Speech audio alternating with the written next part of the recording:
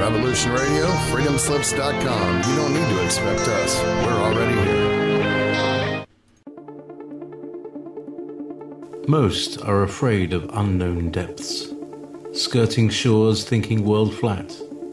I'm with the Island Girls in celebration of new religion.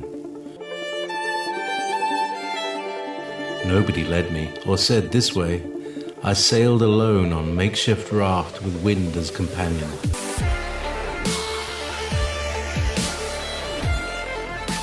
Fate for deliverance, confidence enough to assess new disposition.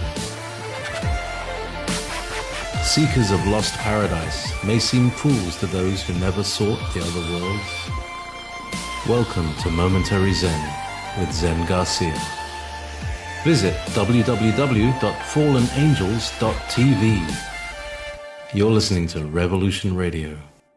And the topic of the conversation this evening will be a follow-up on the show that we did last Wednesday with Mitchell Gerber on the Falun Gong and the Oregon Harvest Station and the targeting of certain individuals there. And so this will be interesting as well because this will connect to what we were talking about last week. And also know that I am slightly behind. Hello? Hey, Dr. Byrne, how are you this evening? Good, Zen. How are you? Really good. It's been a while, but I'm really honored to have you on with us again. I have as co-host with me this evening, Laurel Austin. Laurel, this is Dr. Paul Byrne. Hello, Dr. Byrne. Hello, Laura. Glad to get to know you over the telephone. Yes, we're glad you're here with us tonight. Yeah, and so, Dr. Byrne, if you would, can you talk about the Life Guardian Foundation, the website, and also the work that you do, and the number of different topics and issues that you cover. We'll be speaking about a lot of that this evening, but if you would introduce yourself. Sure. The Life Guardian Foundation is an organization that is set up to educate about life issues, and we protect and preserve life from true conception until true death. And so organization takes a stand for life, against abortion, against infanticide.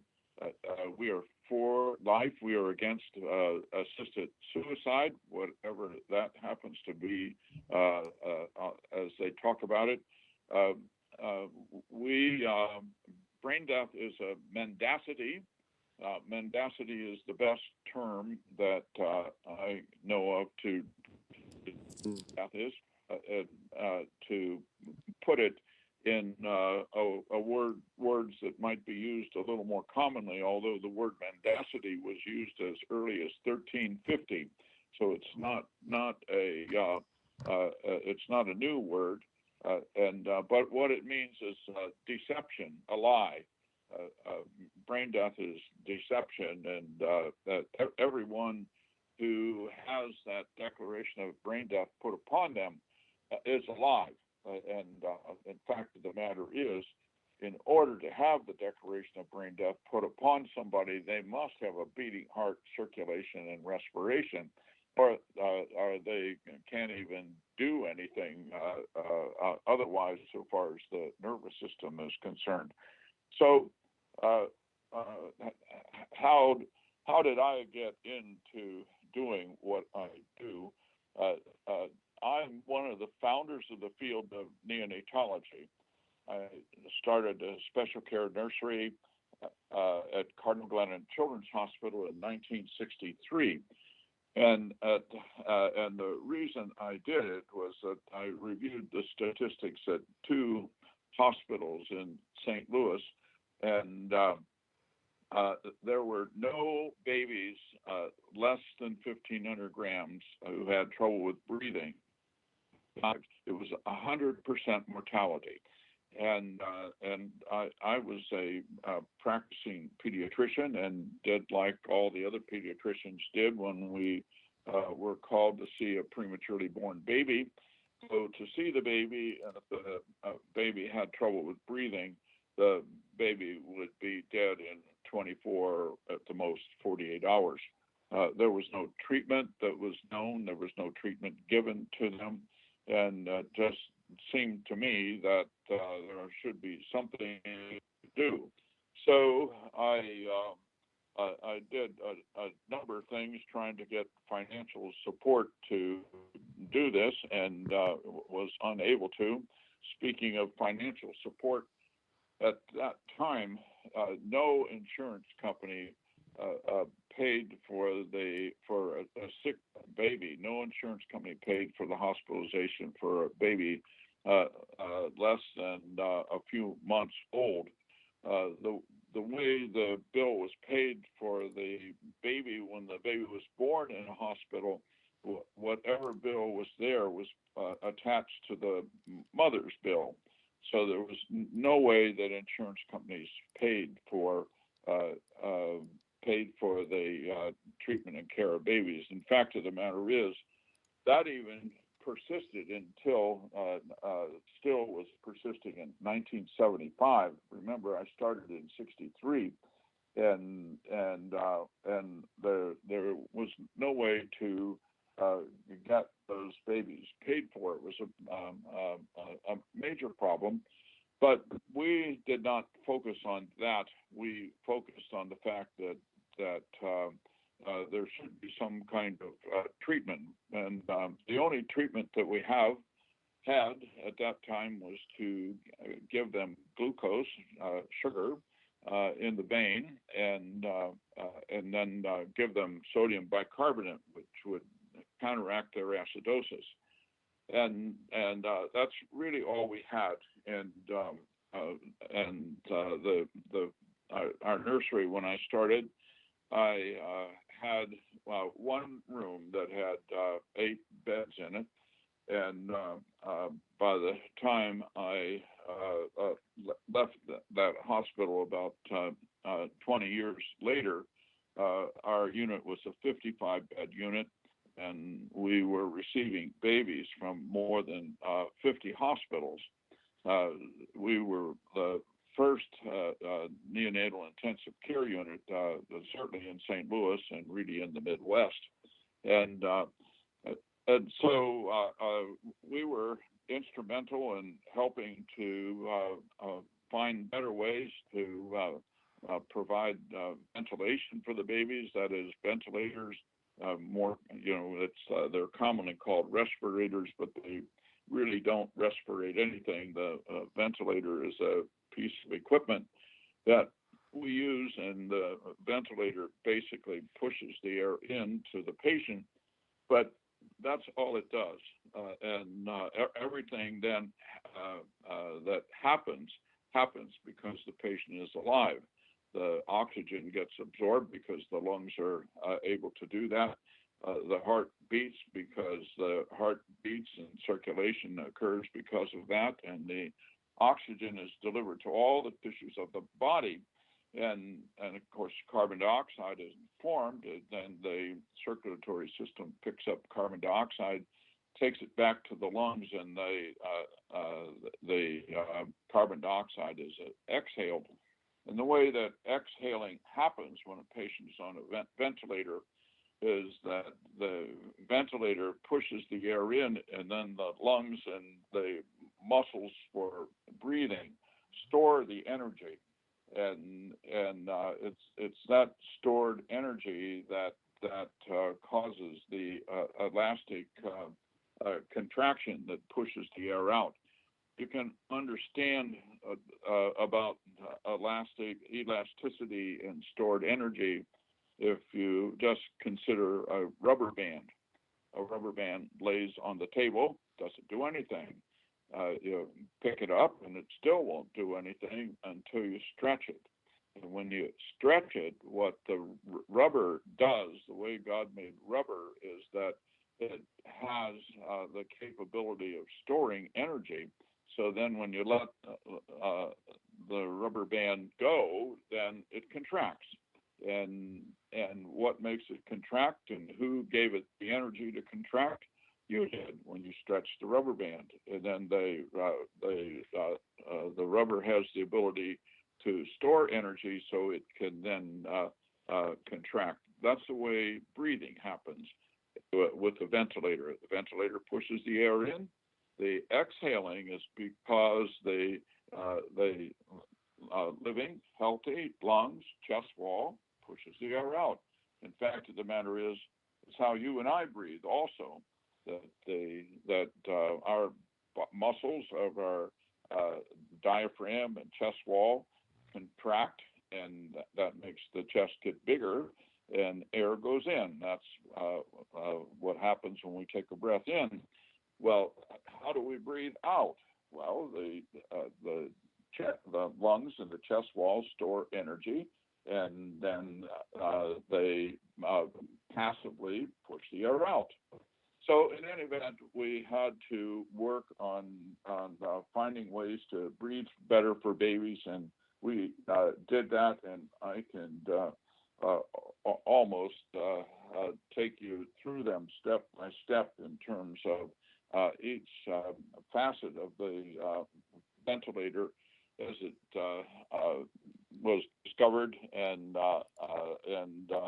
got to where the ventilator for the little baby had to be so precise and so gentle that ventilator that was invented for the baby is the same ventilator that's used to breathe for everybody who's on a ventilator. Every ventilator is modeled after the ventilator for the baby.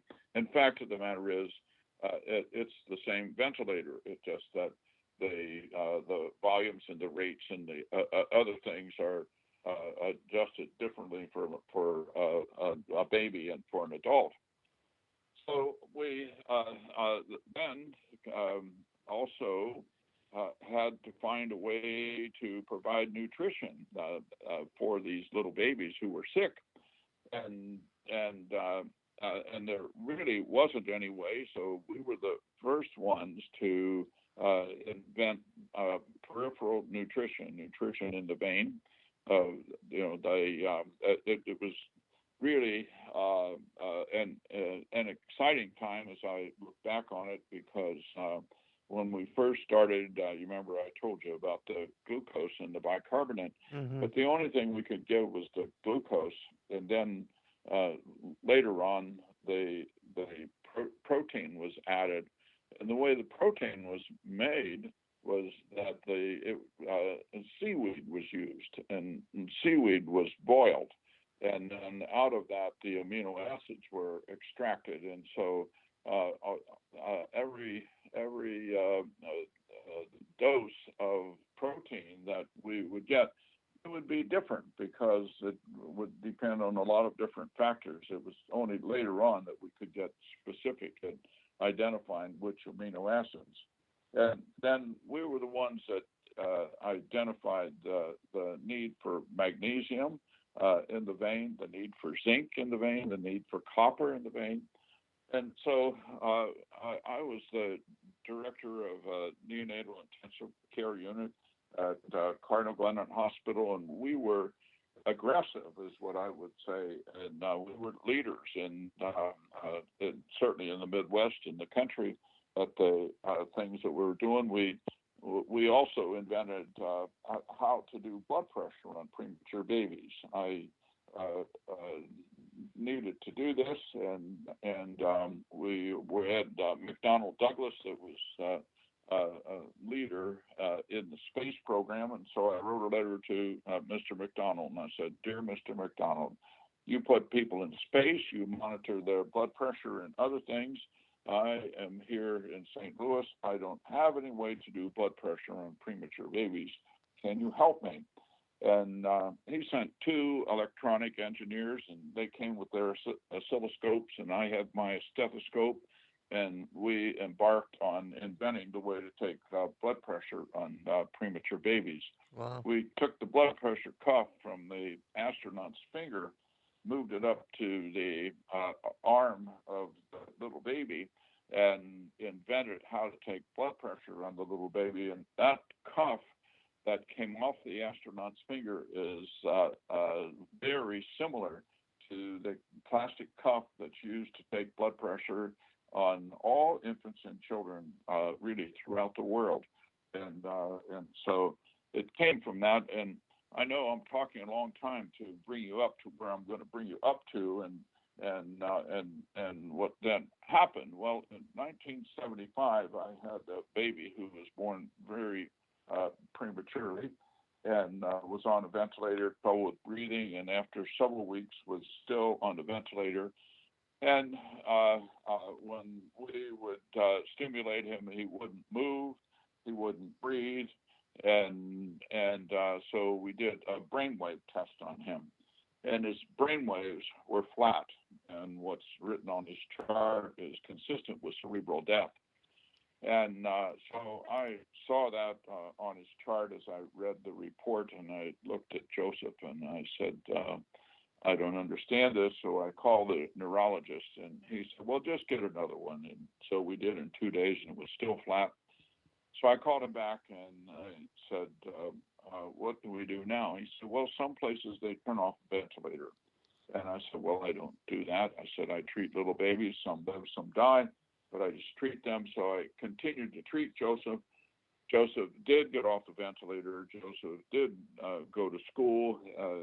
He had excellent grades. He ran track. He played baseball. He's married, has 3 children, and so what that did is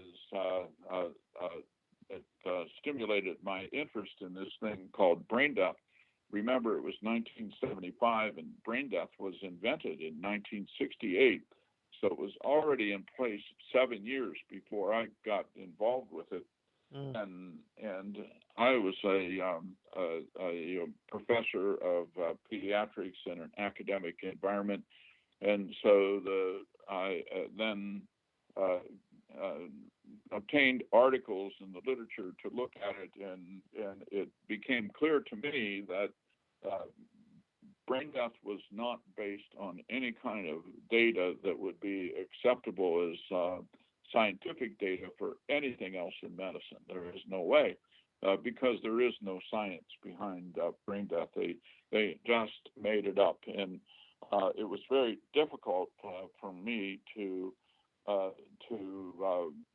accept and to realize how they did it, because I was so tuned in to making sure that as we progressed in the development of things for infants, that we approached it from an acceptable scientific point of view,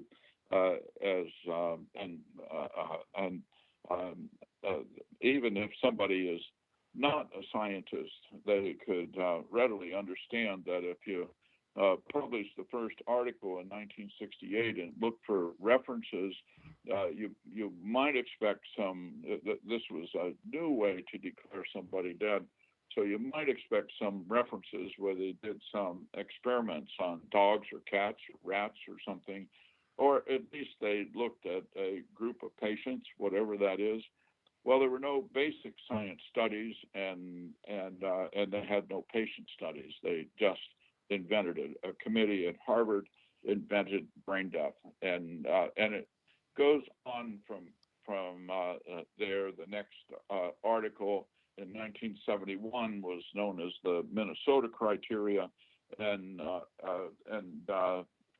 it was a study that says 25 patients, but when you read it, you find out they did EEG on only 9 of them, and 2 of the 9 had electrical activity, and they concluded that no longer was it necessary to do recordings of brain waves when you declare somebody dead. And it goes on from there that there is no science behind brain death. It was something that was made up to get organs. And really, it's the Question root. for you, Dr. Byrne. Real quick Yes. question.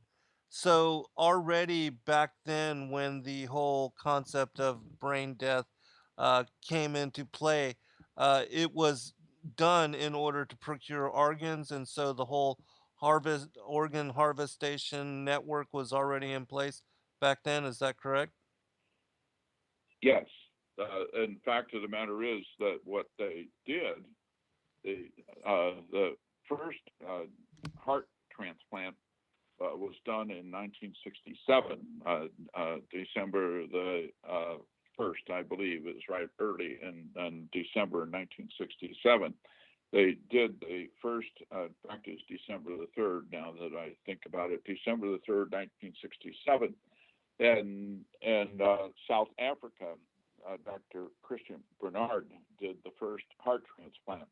And there is no way to do a heart transplant then or now unless it's essentially a beating heart at the time that they take it out. That is, they stop the beating heart as they cut it out.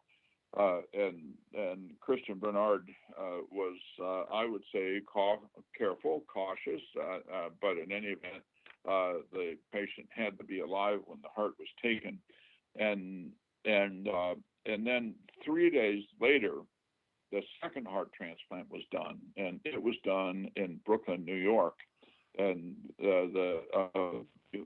had a problem with his brain, and it was determined that he was not entitled to his heart, as well as another baby who had trouble with the heart. And so 3 days later, they cut the beating heart out of a 3-day-old baby in Brooklyn, New York, and transplanted it into an 18-day-old baby. And at the end of their operations, both babies were dead. They killed 2 babies. It was illegal. It was immoral. And that was in December of 1967. So a committee was appointed at Harvard to find a way to get hearts for transplant, and the Harvard committee invented the Harvard criteria, and it's considered to be a relatively strict set of criteria because the patient had to be in that situation for at least 24 hours. Sometimes they would even say 48 hours. And of course, they continue to shorten the time down to 12 hours, 6 hours, 3 hours, 1 hour. And there's one set of criteria in the literature that when they take them off the ventilator in 30 to 60 seconds, if they see no evidence of breathing, that is the signal to cut out the beating heart and the other organs. And so, yes, Zen, it was the desire to get organs for transplantation that brain death was invented, and it's still the major reason that brain death is there. But they keep finding ways to get organs from people, even when they have a functioning brain, and so, but or the root is the lie of brain death, but that lie of brain death was told, invented, whatever words want to be applied there, in order to get organs. So organ transplantation is a multi-billion-dollar industry. It's essentially run by the federal government, but there was $24 billion billed in 2014 for organ transplantation. Wow. And of course, it's important to know how big the business is, but you have to know that there are no organs you can get from a cadaver. Right. There are no organs you can get from a cadaver. Every organ that's transplanted comes from a person who has a beating heart, circulation, and respiration, and you don't have to be a genius or be able to think too much to be able to realize that there's a marked difference between a cadaver and somebody that has a label put on them to get their organs. The cadaver is cold, blue, pale, doesn't have a beating heart, doesn't have circulation, there's no respiration, and everybody knows what a cadaver is, a corpse is, from going to a funeral, a wake, or they know because a relative of theirs has died, or they also know from their experiences with their pet dog, cat, or their bird, whatever it is. There's a clear difference, and once the living, whatever it is dead, and then it's the remains of someone. Well, you can take anybody with any kind of sense about them and go into an intensive care unit, and the patient is on a ventilator. They're warm. Their body isn't cold like a cadaver. They have beating heart. The beating of the heart, incidentally, is the nervous system that makes the heart beat is intrinsic to the heart. It has its own nervous system, its own set of nerves that makes the heart beat. It's the set of nerves also that makes it stop beating, because if it just beat and didn't turn off, it would just be a contraction and wouldn't do anything. So the nerves in the heart turn it off, and those nerves are in the heart. The brain doesn't do anything to those nerves. The heart beats without any input from the brain, as is readily apparent to everybody if they realize that when they do a heart transplant, they cut out all the nervous connections. Hold on, Dr. Byrne. Hold on. Yes. We'll be right back, everyone. We're at first break.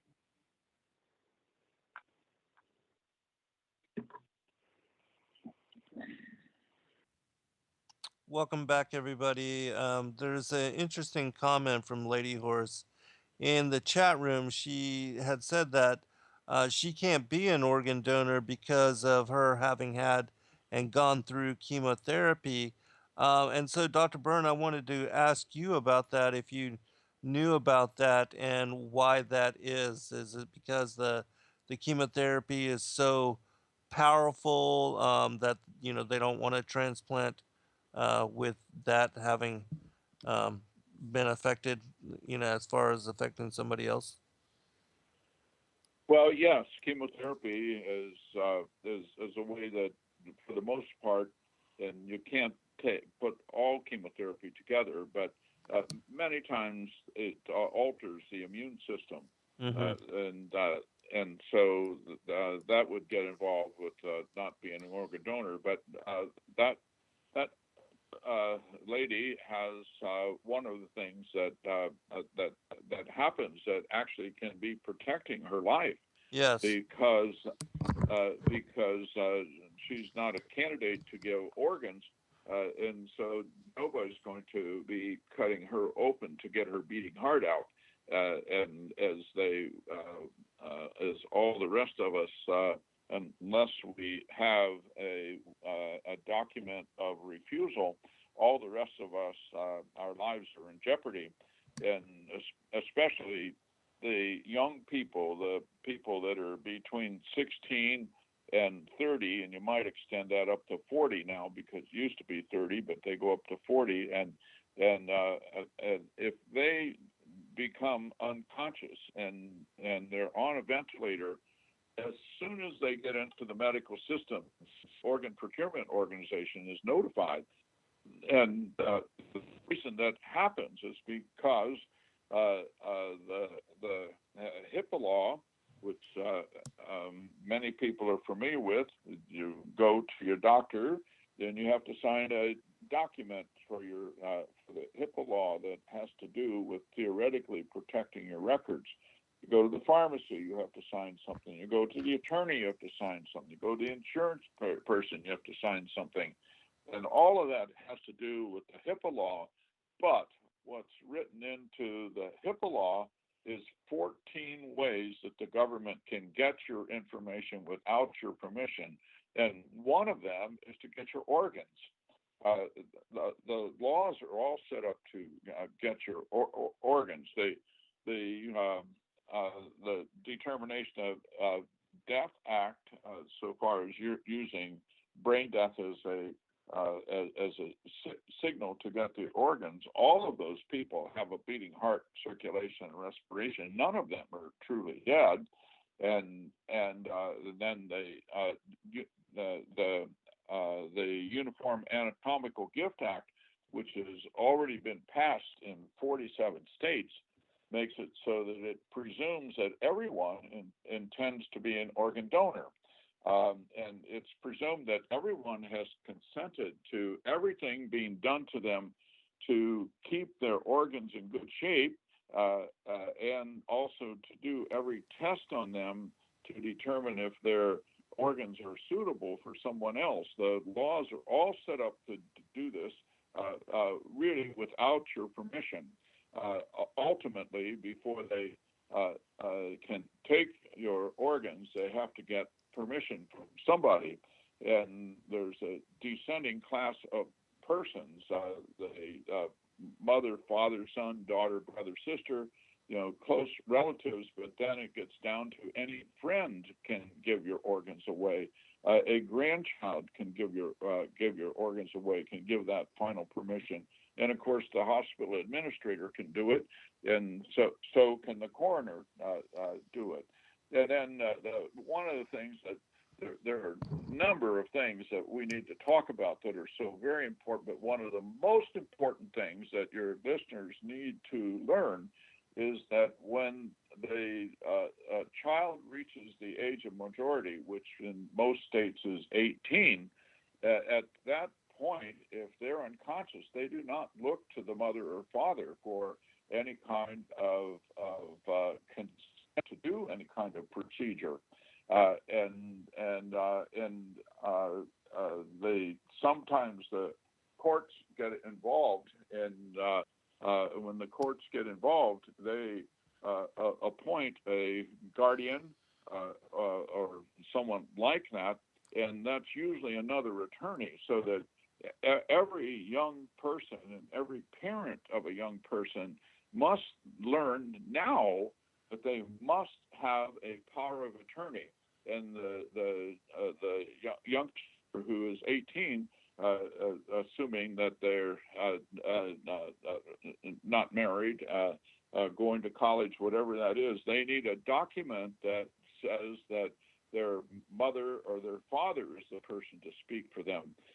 The legal system, I helped with a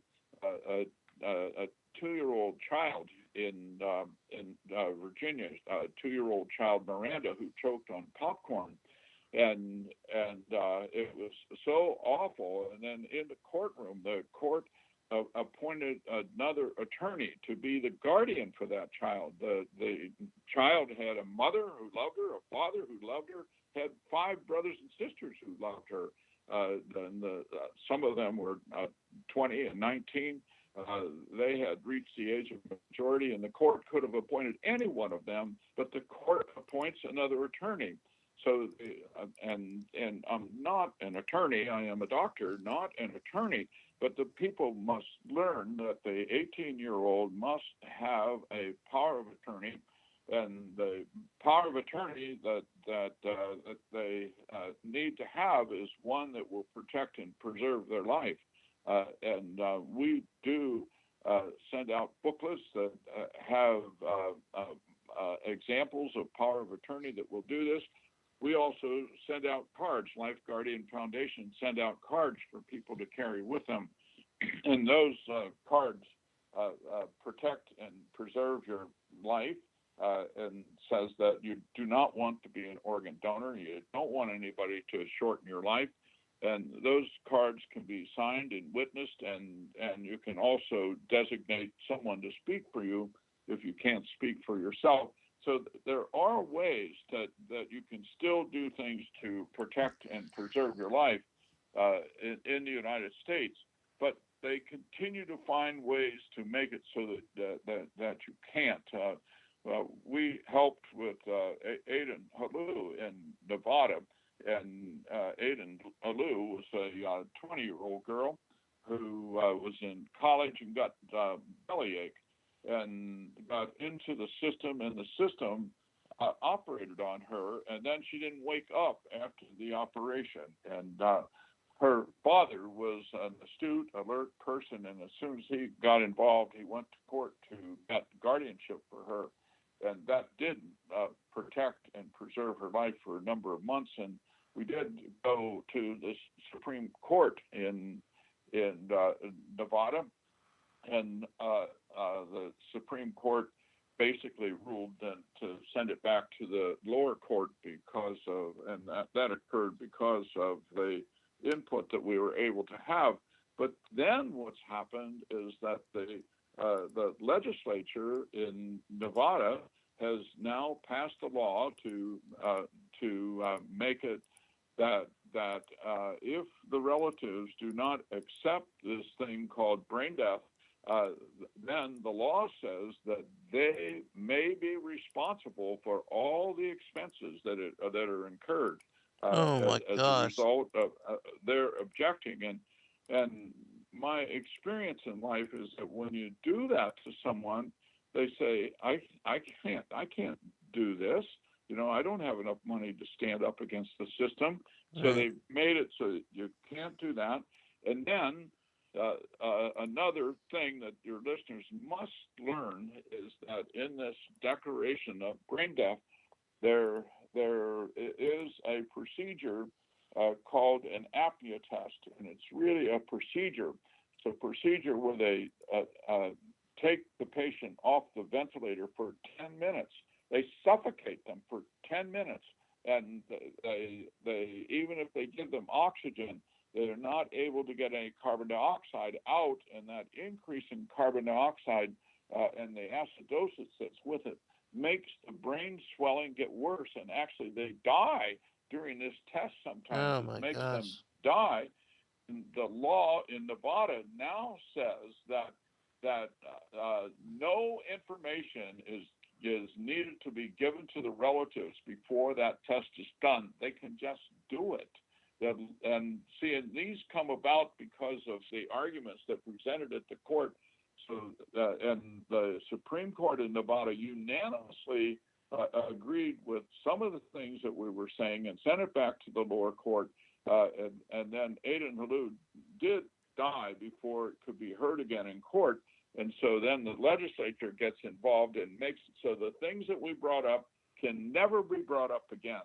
And in Nevada at least. And I would predict that every state is going to get a law like that. And the only way to stop these things is that ordinary folks, that's you, Zen, that's me, and the listeners must get involved, must learn what these things are about, learn that brain death is not true death. It's a deception. It's a lie that's out there to get organs. And then the organ transplant industry gets organs not only from brain death, which is one of the major ways, but the newest thing is to get organs from the people who overdose.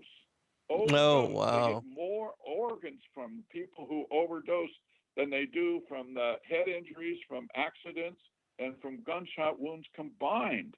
And it's so terrible, that the people that got addicted, it's such a serious matter for them, for their families. And now if they overdose, they become a candidate to get their organs. And there are 8 deaths a day in Ohio from overdose of drugs. And this is a major source of getting organs. And so of course, then along with this brain death, then they invented heart death. And Right. heart death is somebody who has a functioning brain, but they want to get their organs. And so then what they do is they find a way to take away their life-supporting ventilator, and then they don't wait until the heart stops beating. They wait until the heart is not beating strong enough to cause a pulse. And when there's no pulse for 5 minutes, that's the signal to cut out their beating heart and other organs. These things are going on. The general public is, they hear it on this program. But if you weren't doing this and I wasn't doing this, the large majority of the listeners would have no idea. The large majority of the doctors have no idea about what's happening. The lawyers have no idea. I'm not sure that the legislators have much of an idea, but they do pass laws to make these things. The Anatomical Gift Act is a terrible law. It's already passed in 47 states. I went to the legislature to testify in opposition to it, and then when they had the hearings again, I showed up again, and they said, Dr. Byrne, we usually don't allow anyone to testify more than once. And that didn't make any sense to me. And then they said, well, since you're a doctor, we'll let you testify again. And that's absolutely awful. There's no reason why you can't go back more than once. And why should a doctor get special treatment? Yes, doctors are educated, but when we go there to testify as a citizen, I think citizens should have equal opportunity. And if they see a reason to come back twice, why not listen to them? Mm-hmm. Well, just to put that in perspective, I try to help them to understand that the Anatomical Gift Act that presumes that everyone is an organ donor is a form of slavery. And because slavery isn't always chains and shackles, sometimes it's not allowing you to have any information, and that makes you a slave. Because if you get information, you're going to behave differently. So they keep you from getting information. The only information that you get, that the general public gets about organ transplantation, is at the License Bureau. They're asked if they want to be an organ donor. They get the driver's education courses all tell them all the good things about organ transplantation. And then you see on the billboard, give the gift of life. Well, let me tell you, folks, it is the gift of life in the sense that the heart, when it's dead in a cadaver, is no good for transplant. It's the heart with life that they want for transplant. But with life, the beating heart is what they want for transplant. They don't want the heart that's without life. And so when they say give the gift of life, my first inclination is to say no. You can't get the gift of life that way. The gift of life comes only from the Creator, and so when they say give the gift of life, as I think about it more and more, it is the heart with life that's transplanted. It is the liver with life that's transplanted. It is the kidney with life that's transplanted. Because if it's just a kidney, then it isn't any good for transplantation. It must be a kidney with life. It must be a liver with life. It must be a heart with life. And so these things are going on. Your listeners need to remember when they reach the age of majority, they must have a power of attorney that designates their mother or their father. Everybody must remember no to that procedure for the apnea test. It won't do you any good in Nevada because they already have the worst law in the whole country in Nevada. But it will still work in your state to say no to the apnea test. They will still do it, and a lot of times they do it without the relatives ever getting information. But you have to know no to the apnea test, and then you have to know that when you go to the hospital, they ask you, do you have a living will? And I think that it's probably better to say no, you don't have one. Right. even if you have one. Because if you have one, all living wills are set up to protect doctors and hospitals Yes. against liability, and no one should have a living will. But you should have a power of attorney. But still, if you say no, and then somebody has to find it at home, that will at least delay. And what should you do when you go in the hospital? You should make it very clear. I'm here to get treated. I want to be treated. That's what I want. I want to be diagnosed and treated. We have a system that when somebody gets very sick, what they do is they put them in hospice, or even if they're not very sick, they put them in palliative care. And palliative care is the way that Obamacare and Medicare is being practiced. Palliative care means no curative treatment, and then treatment that's less and less, and eventually it's treatment that is given to take care of suffering and pain and the like, which is to make you die sooner. And so and all of these things, and all of them are interrelated. The issues are the same for Right. all of the issues. And Dr. Byrne, well, anyway, let me I talk a lot, so yeah. so I'm happy if you're going to ask questions, Yeah, and your associate there can ask questions, and so can the people call in. I'm happy to try to answer. So go ahead. well, we appreciate you. You're very knowledgeable. You're very thorough. In fact, a lot of the things that Laurel was going to bring up, you have already touched upon, and so we greatly appreciate you. But I did want to ask you, and I wanted to also comment, and we'll give Laurel a chance to hit you up with comment when we get back from break. But a lot of people don't realize either that the living will, which is the advanced directive that most people choose to get and to have, but it, as you said, it does nothing to protect your life, and in fact, it reduces the emergency care that you will get and receive. And most people don't realize either that the living will was set up by the euthanasia and the right to die groups, and they did it as a way um, to get rid of the elderly, people with disabilities, and to make sure that people do not get good emergency care. And as you brought forth, it protects the hospitals, it protects the doctors, and it keeps them from being sued for denying you emergency care. And so, most certainly, you do not want to have a living will. It's better to not have any advance directive than to have a living will.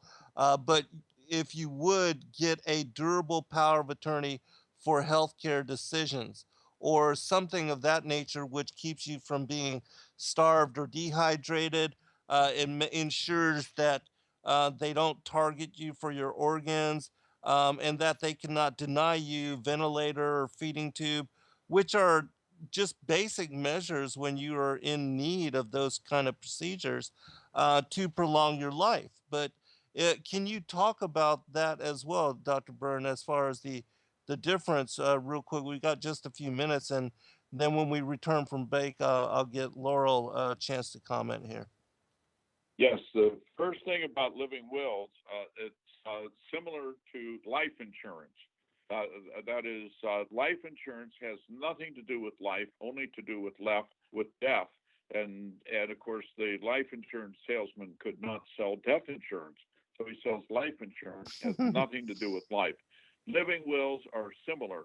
Living wills have nothing to do with living. They all make you die sooner, and they Hold on, protect Dr. Byrne. the. Sorry, we're Okay. already at break. We'll pick it up on the other side. We'll be right back, everyone.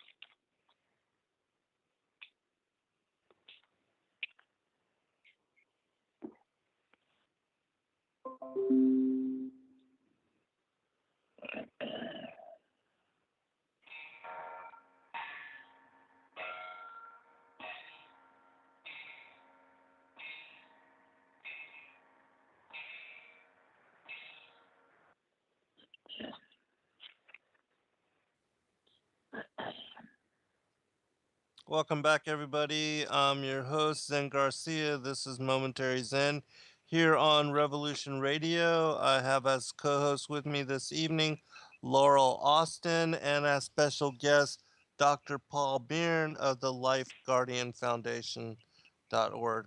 Dr. Byrne, if you would, I want to give you a chance to finish up your comment, and then Laurel would like to ask you something as well. Sure. Okay, to finish up the comment, the first thing about the living will, there's nothing living about it, and I would say no one should have a living will. What it amounts to is protection for the doctor and the hospital, so that if someone dies, then the relative cannot bring up anything legally about what that was all about, because the person has already documented that under certain conditions they would prefer not to get treatment, and of course if they've accepted that, then they've already accepted the principle that they would rather be dead than get treatment, and so the doctors in the hospitals all have a ready defense. Now, the next thing that I have to know about a living will, if someone does any kind of an advance directive, and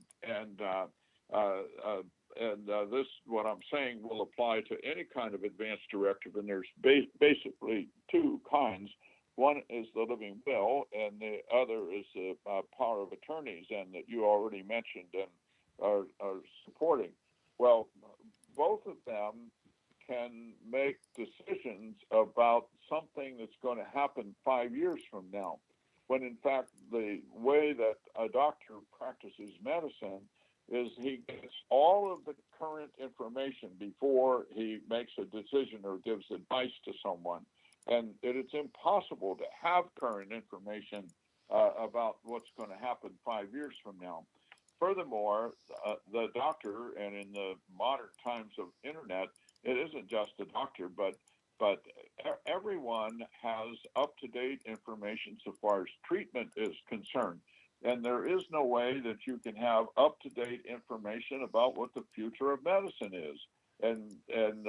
So no one should have a living will, because these principles are violated with living wills. And then the power of attorney should be there for someone who is alert, awake, and conscious, as opposed to the person who is unconscious. But that someone who's alert and awake should be able to protect and preserve your life. And that's what the power of attorney should say. The power of attorney should not say, well, under certain circumstances, you shouldn't get antibiotics. Come on, folks, you can't make those decisions now.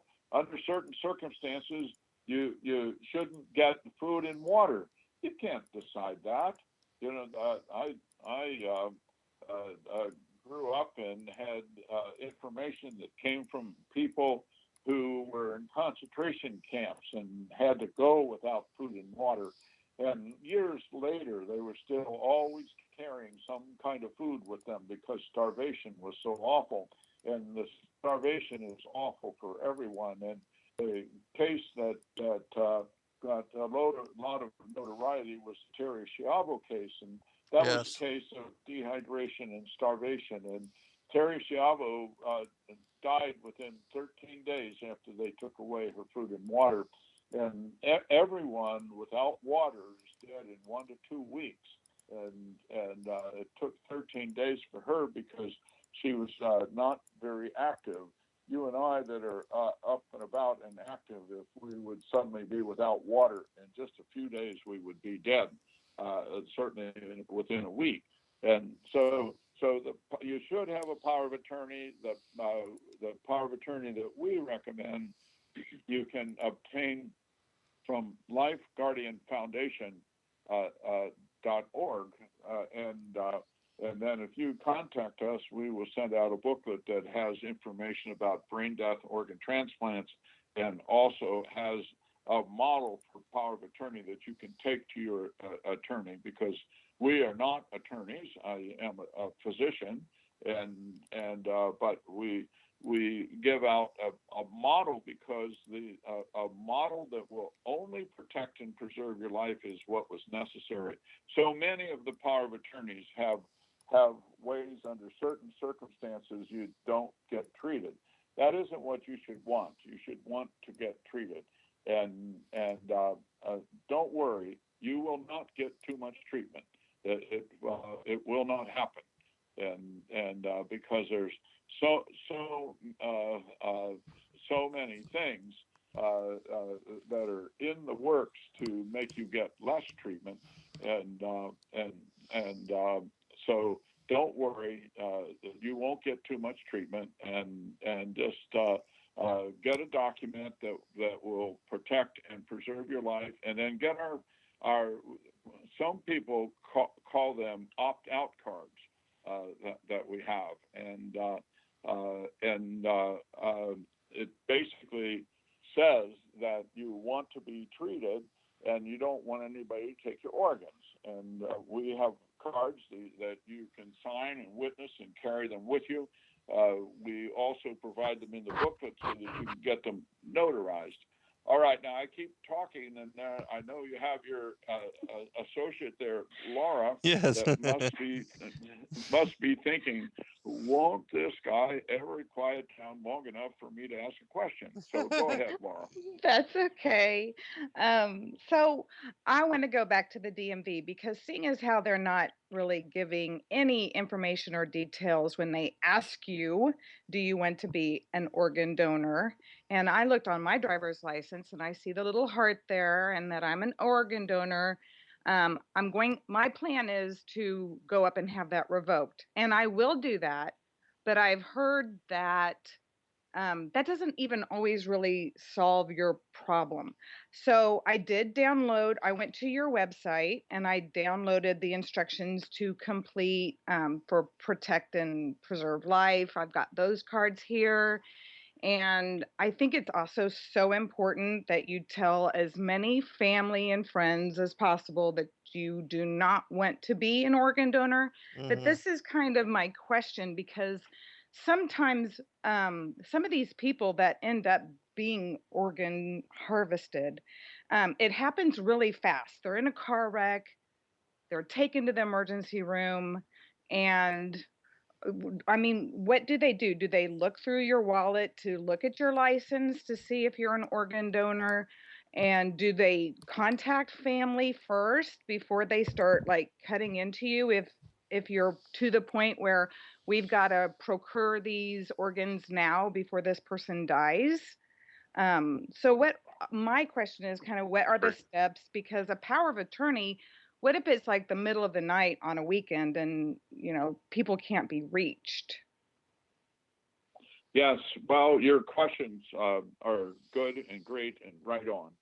The first thing is that the system is such that if you are a child or if you are under the age of 40 and you are unconscious, already the wheels are rolling to get your organs. Just already with the 911 call, it works like that, and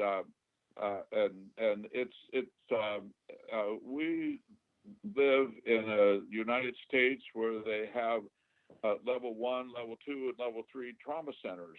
The level 1 trauma center, which is where they're supposed to be able to get the treatment for most serious conditions, are also the organ transplant centers, and so it's set up to get you to the organ transplant center. And to go back to the accident, if someone is dead at the scene of the accident, no organs can be obtained. Nothing's going to happen to them. You cannot get organs from a cadaver. You must be alive. which organs do they want? They want the organs from young people because those organs are the most healthy. See, if you can get an organ from the 19-year-old and give it to somebody who's 50, then they're running around with a 19-year-old heart, liver, kidney, whatever it is, and they're 50 years old. Oh, wow, they're excited, and that's how the system works. Then how old can they take organs? Well, the oldest one that I've heard of was 91 years old, and they still used his kidneys. In the organ transplant industry, they have different classes of organs. Class A organs, that's the youngest and most healthy. And then Class B organs, sometimes they have something wrong with them, like some of the things can be somebody with HIV. But the HIV is under control. Well, then the chance of getting an organ is either from somebody with that, or or to stay on the transplant list. And part of how these things become aware of them and find out what they're doing is somebody gets an organ and then they do get HIV. And so far as the recipients of organs, and that's what they advertise most. But I have an article here on my desk that says that 30 to 60% of recipients of organs have some kind of neurological dysfunction, and of course the recipients of organs have to take anti-rejection medication. And anti-rejection medication sets them up to get severe infections, to get cancers, those kinds of things. So they advertise and show you the picture of the recipient of the heart, or the kidney, or the liver, and show how they're doing very well. But they don't tell you all the stories about what's really going on. As one organ recipient relayed was that it was an exchange of one set of problems for another set of problems, and that's in contrast to the way medicine used to be and still is sometimes. But medicine is such that if somebody gets appendicitis, then they get an operation and they're cured. That's not what happens in organ transplantation. Our bodies are made not to allow transplantation of any organ from one person to another, and so nature does that. Now, the recipients of organs and the doctors who treat them must have anti-rejection drugs that they take essentially for the rest of their life, and that's to reduce their immune system. Now, everyone has a very active immune system, so you can't transplant organs from one to another, but the Creator knows how to interfere with the immune system, and he does it every time that a woman is pregnant. Her immune system is interfered with, so that foreigner, that one that's foreign to her immune system, does not get rejected. So the Creator builds in a way to interfere with the immune system, and that can be demonstrated. There's an early pregnancy factor that can be demonstrated, and it's present already when there's the baby is just two cells that it's already there interfering with the mother's immune system. And so, but in the rest of us who are not pregnant, there is no way to receive an organ from another person unless the anti-rejection medications are given. Now, getting back to your own self and your license, yes, you do need to go back to the License Bureau. What you can do, like right now, even before you get to the License Bureau, you can get an indelible marker and put an X over that heart. That would be one thing you can do. And then on the other side of your license, you can write no to the organ donation or no to the taking of organs. You can do that. Then you do have to go back to the license bureau and to present to them, and that's called a revocation.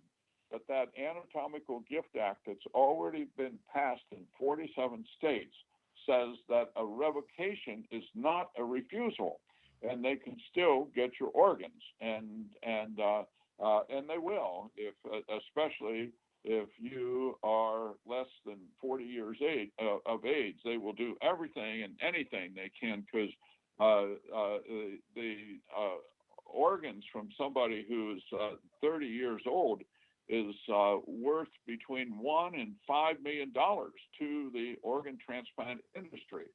So they will do everything to get your organs, and so the listeners must learn that a revocation is not a refusal, and it's spelled out exactly like that in the law. That a revocation is not a refusal. So you still must have a document of refusal in our opt-out cards that we send out, and all you have to do is contact us, and we send them out. And you, though, when you get them, you must sign them and have them witness, and you must carry them with you. I cover them with, laminate them so that they cannot be interfered with, and it protects them and makes them last longer. Anyway, okay, Laura, and then you also, with the License Bureau, it's important to realize that they actually pay the ones who teach driver's ed to be supportive of organ transplantation. And the people in driver's ed are not allowed to say these things that we're saying about organ transplantation. And we know that because sometimes the person in driver's ed will tell the youngsters about the things that we're talking about, and then they get reprimanded and put on the carpet and not allowed to teach until they agree that they won't be saying those things anymore. And anyway, yes, we have to learn as much as we can. We have to stand for life in these matters. But your listeners must do this. They must get those opt-out cards. They must sign them. They must get power of attorney. They must do this. And yes, it will still work in all of the states to protect your life, except Nevada. God help the people in Nevada, but they're going to make that law in all the rest of the states too. Can I ask a question real quick? Sure. Does your power of attorney have to be in your same city or state?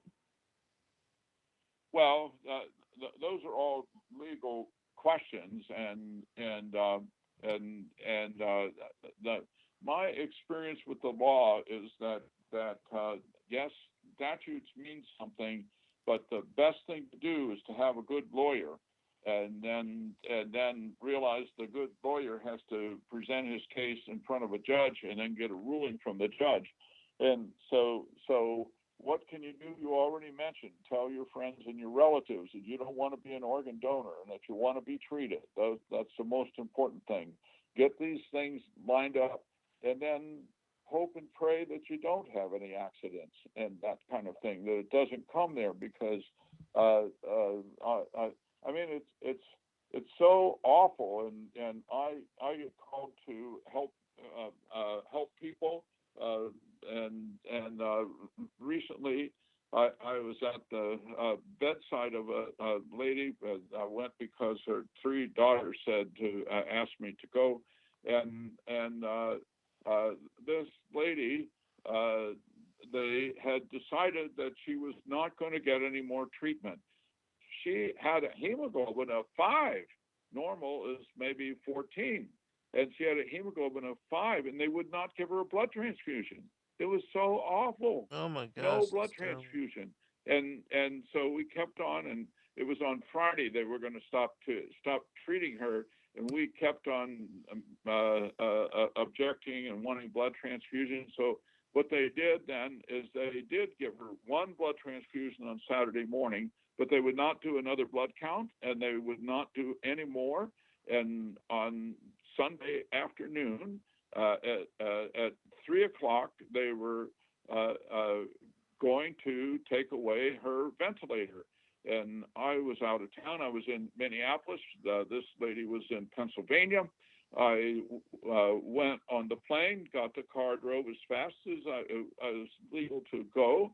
I got there at 5 minutes to 3, and at 3 o'clock, the doctor came in and pulled out the ventilator tube, pulled out the endotracheal tube and the feeding tube, Oh my and gosh. then the lady continued to breathe and was breathing fast, and the doctor ordered a dose of morphine to make her breathing slow down. I said, Doctor, that would be the dumbest thing you could do. He didn't give the morphine. The lady did not die that day, but the lady did die, but she never got another blood count. She never got another blood transfusion. Yeah. And see what, and I keep learning about these things. And what I learned in that case was that they have these policies in hospitals not to treat, and then another one besides hospice and palliative care. And incidentally, we could not get this, even though we didn't want hospice. That was the only thing that they would cooperate with us. Two hospice. One hospice wouldn't take her because she had a feeding tube, and the other hospice wouldn't take her because she had a BiPAP machine and to help her to breathe. And so the hospitals and the system of death that exists in the United States when you get very sick, and even if you're not very sick, sometimes it gets into hospice and palliative care. And then the one that I learned from this patient was that they pull the fetal care policy. And the fetal care policy is really done by the hospital administrator, not by the doctors, but the hospital administrator says that it's futile to continue to treat somebody, and then along these lines with two other patients that I'm working with, I've learned about the two-doctor DNR, the two-doctor do not resuscitate. And what in the world is that? Well, that's when the patient won't give a do not resuscitate, or with the relatives, the power of attorney will not give a do not resuscitate. Then two doctors have then say it's futile and put a do not resuscitate on the patient. And of course, do not resuscitate has all kinds of things that go along with it. It's a kind of broad order that no doctor should write, no nurse should accept it. Sometimes you might say, well, that means no CPR. Well, CPR is all kinds of different things. That's the first thing. But what happens is once you have that on your chart that you don't want to be resuscitated, then there's a whole lot of other things that happen. I'm in hospitals, and what happens? Then the alarm goes off because the IV is occluded or something like that. And what happens? Nobody comes very quickly. It takes a long time, a longer time, because they're already a do not resuscitate. What difference does it make? And so no one should have a do not resuscitate order. And incidentally, these kinds of things and what people need to know to help to themselves to get educated what to do. We have a booklet that's called Life Support in Death, and it's available at American Life League. You can call American Life League, and they ask for a $3 donation. You should probably get about 10 of them when you do it. One for yourself and one for your friends and relatives. But it's called Life Support in Death, and it's co-authored with 9 other physicians and a member of the clergy and an attorney who helped us to write it. But it gives the directions and guidance as to what to do to protect and preserve your life. So I encourage people to do that too. American Life League is the name of it, and the name of the document is Life, Life Support in Death. So your listeners should get that. If you don't have one, Zen, you should get it too, and so should you, Laura. Yes, most certainly. And I would also say that if you have a regular hospital that you frequent whenever you're ill, or that you can go ahead and submit an advance directive so that it is there on file. And that's one way to, not have to go through the headache of if something occurs to you and you have to deal with emergency care, that it's already there on the books. We'll be right back for final segment.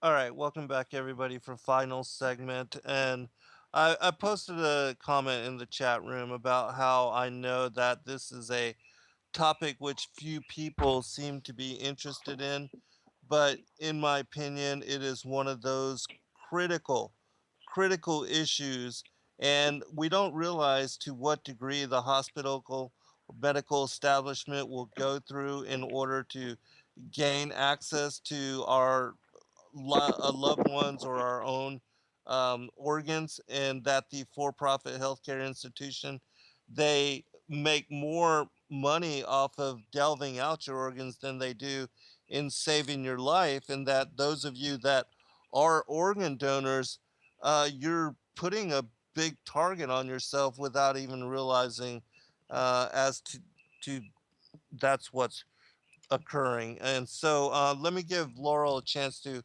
comment here as well, and then we'll go back to Dr. Byrne. Well, just that medical treatment can be stopped for someone caught between personhood and death. It's just plain God. And thank goodness for shows like this and for Dr. Byrne out there educating people to preserve their life and their organs. So thank you for coming on, Dr. Byrne. I really appreciate it. I know Zen does too. Yeah, absolutely. And if you would, again, Dr. Byrne, give out your website, and if there's a contact or something that you share where people can go to ask you questions or to contact you, or anything of that nature, if you would. Sure. www.lifeguardianfoundation.org. Life Guardian Foundation are those three words all put together. .org. The other place you can read some of my writings about these subjects is renewamerica.com/columns/Byrne. And I'm a guest columnist there, and I have written a number of things about Charlie Gard, about Jahai McMath, Aidan Halou.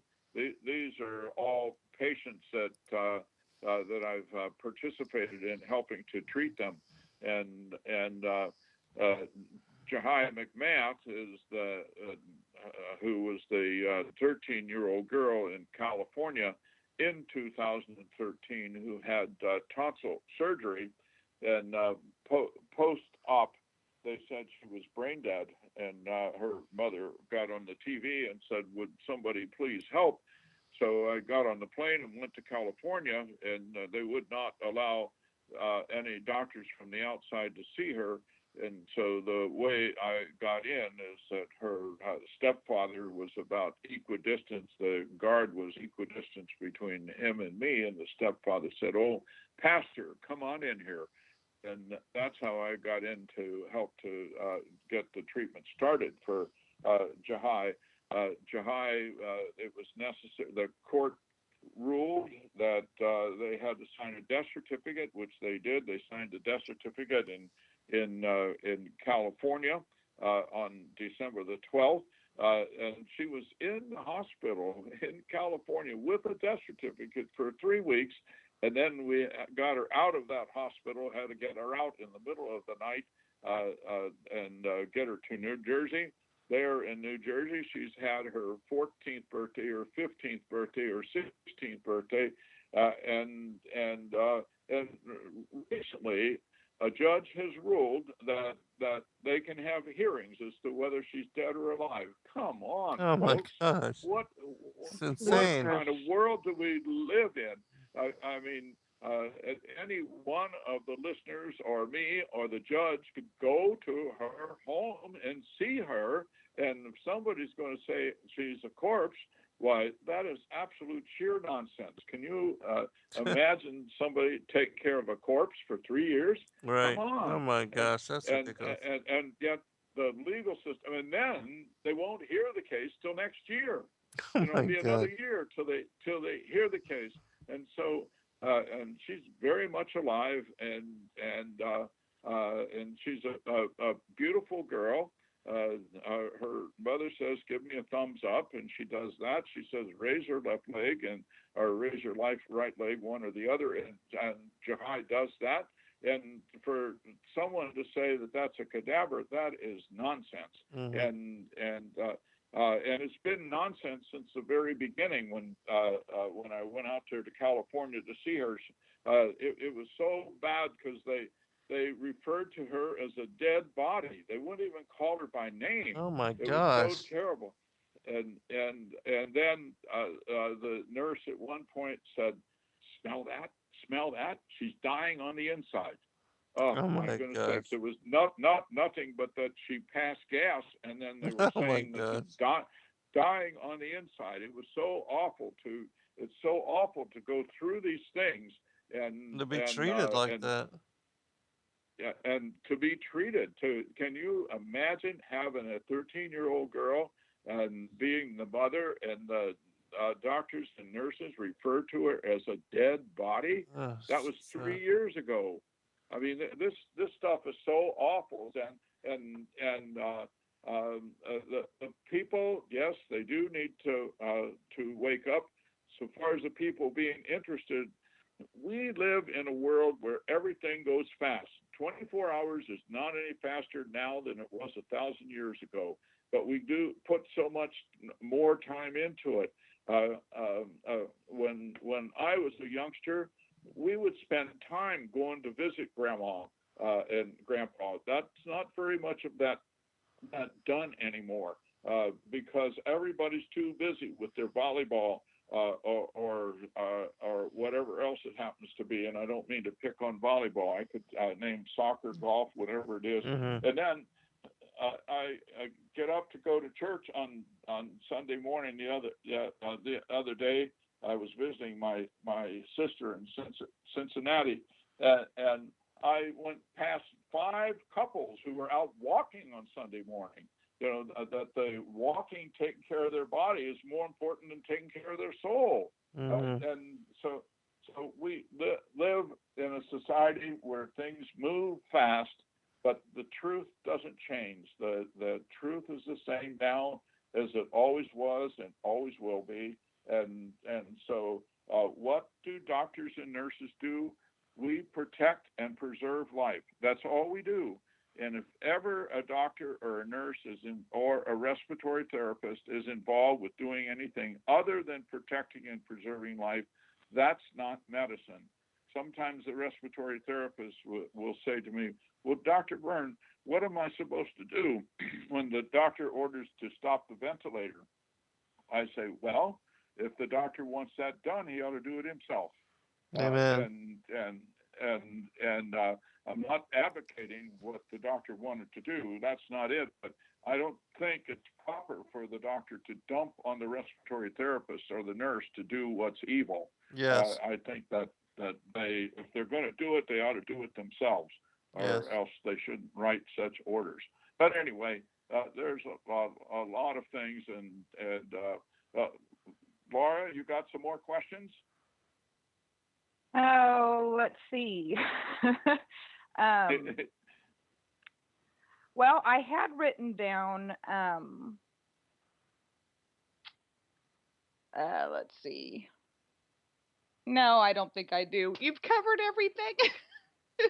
You're very Well, thorough. I've got a question for you, Dr. Byrne. yes, Can Sam.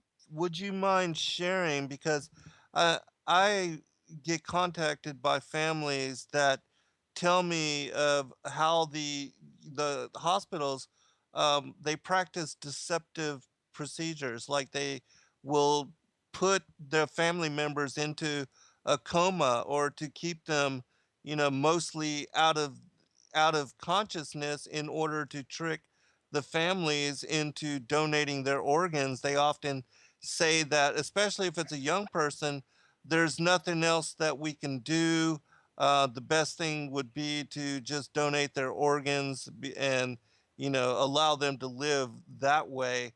And so, if you would, can you share some examples, some Sure. stories? Sure. No, that's so. Now, we want to distinguish. See, the new treatments that are helpful, and one of the treatments is hypothermia. So that when there is a question of swelling of the brain, we can cool the body, reduce the temperature, and that reduces the metabolism, and that helps until they can heal somewhat, and then they can be, their temperature can be brought up. Sometimes drugs will be used to do that too, but they are carefully monitored, and then it takes a while until those drugs are metabolized. And you're right, they do embark on saying this was a terrible thing that's happened, and you can make something good out of this by giving your son or your daughter's organs. And besides that, if you don't give the organs, then your son, your daughter will be a vegetable or whatever that is. And incidentally, a human being is never a squash or a sweet potato. And so that's very degrading to do that, but to say those things. But those kind of things are said. And the other thing that I want to emphasize very much, because this is part of what I do. What I do is not only bring out the fallacy, the deception, the mendacity of brain death, but then new treatment. Hypothermia is a new treatment, and then another new treatment is thyroid medication. See, the brain has a pituitary gland that makes thyroid stimulating hormone. Well, when the brain swells, it stops making thyroid stimulating hormone, and then the patient is deficient in thyroid, and the deficiency of thyroid makes their brain swelling get worse. And the treatment is to give them thyroid medication. So all the doctors know that the thyroid medication can help, but I have situations where the only way the doctor will give the thyroid medication is if the relatives agree to be an organ donor, because they know the thyroid helps the organs to be more healthy for the one they're going to give the organs to, but it also helps the patient to live longer. And these patients that I've been telling you about have been treated with thyroid, and it does help them to live longer. Everybody needs thyroid. Almost everybody has a relative or a friend that's on thyroid. Thyroid is almost as important to your staying healthy as your beating heart and circulation is. It has to have thyroid, and it's so important. And the one with the swelling of the brain makes less thyroid stimulating hormone. They usually still make some, but not enough to keep their thyroid in good shape. So you have to give thyroid to them. So that's another thing that the relatives need to ask. And when I get involved, one of the things, a couple things I do. One is to ask them to get a test for thyroid, TSH and T4 and T3. Get a test for that, and then I alert them: no apnea test, no procedure of an apnea test, no. Everybody must no apnea test. That's the and Jahai McMath. They did it 3 times to her. Oh my 3 times gosh. they took away her ventilator for 10 minutes. They suffocated her Wow. 3 times. And then with Jahai, they gave her no nutrition for a month. It was so awful. That's I mean, this, horrible. of course, it's horrible. And yes, Jahai and Jahai's mother and relatives, they're happy that Jahai is alive. But let me tell you, she would have been in a lot better shape if she'd have gotten some better treatment right from the very beginning. And Right. it was so shameful that we had to transfer her from California to New Jersey to get treated. I could not get a doctor or a hospital in this United States to take her. I did everything I could. She's not the only one.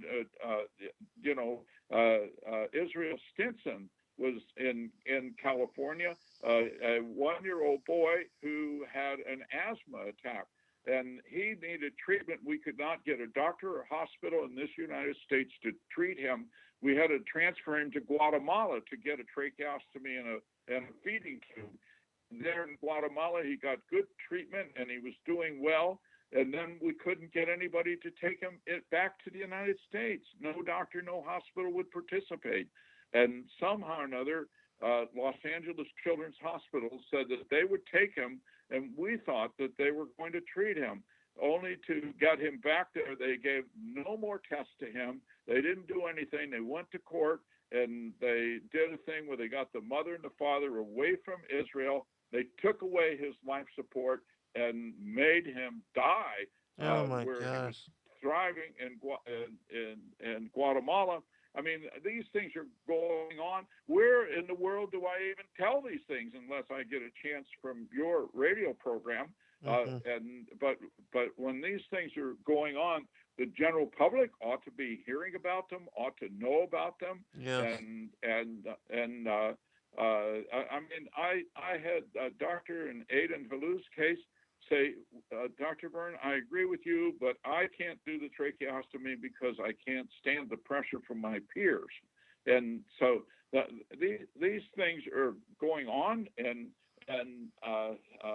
yes, I do what I can, and I'm grateful to be on your program. I hope that the people who listen will realize that they must do something for themselves. They can still do it, although I saw on the news that they introduced a one-payer system into the legislature and in Washington.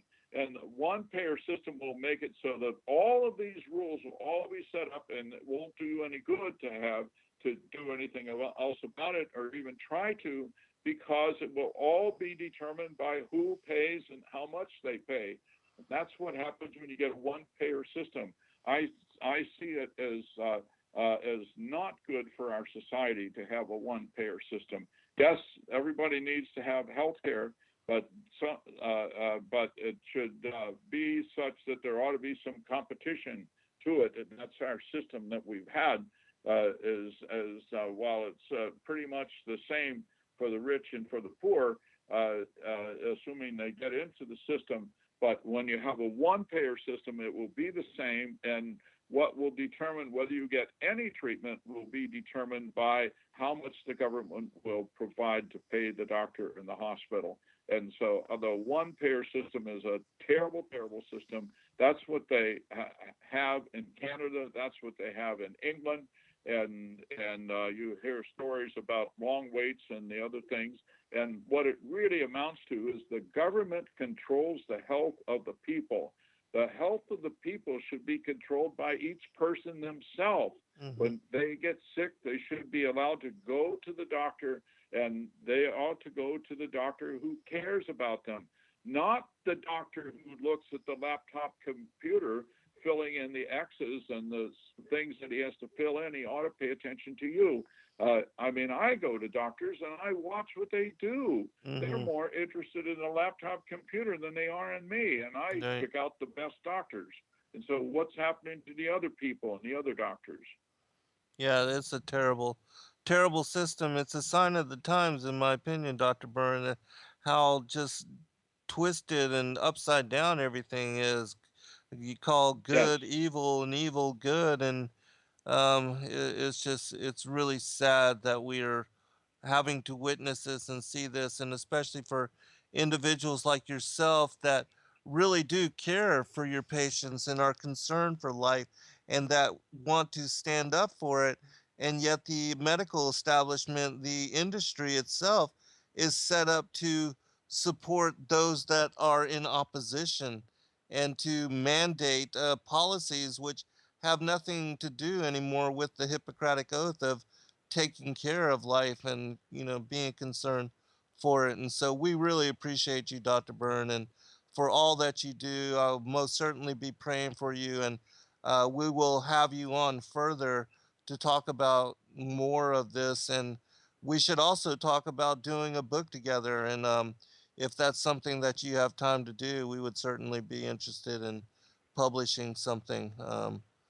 To bring more attention to this. But if you would, Dr. Byrne, we have just a minute or so remaining. Give out all your website and contact information once more. Yes, www.lifeguardianfoundation.org. And when you contact us, also ask for the opt-out card. And we have a way that you can download that and get that. And obviously, if anyone wishes to send a donation, we accept that.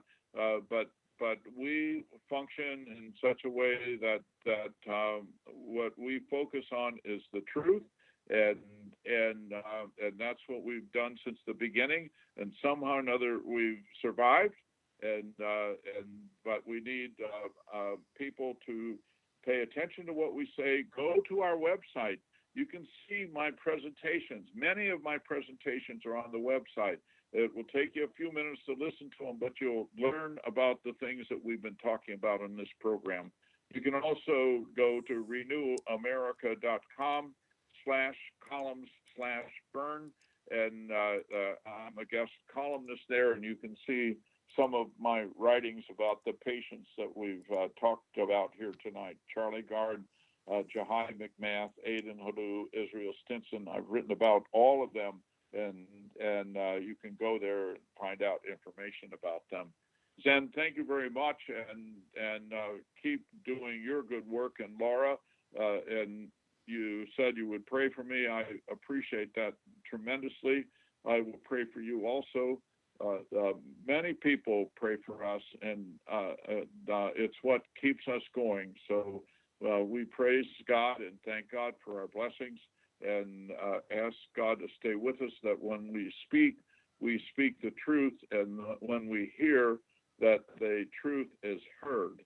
And so we have to keep on. You do what you do, I do what I do, and we need the people out there to do their part of it for themselves. Amen. Amen. Amen. Thank you, Dr. Byrne. Laura, would you like final comment? Yeah, just everyone, if you have a family member that goes into the emergency room, you make sure those doctors give them enough time to heal. Amen. Hey, thank you, Dr. Byrne. We'll be in touch real soon. I'll send you the archive link when it's released. Be Thank blessed, Thanks a all. you. lot. Bye. Good night, all. Bye-bye. Shalom.